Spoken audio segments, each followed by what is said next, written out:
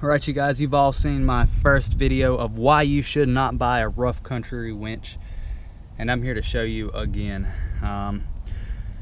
Originally in that first video I talked about how all of the rough country winches that I've had, which this is number 3 that they have sent me, they do not seal the lid over the solenoid box.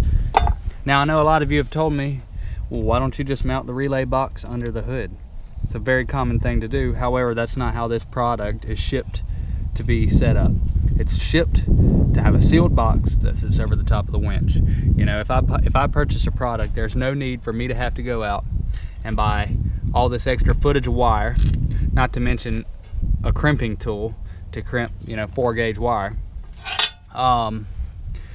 There's just no need. So basically, I tried sealing it up.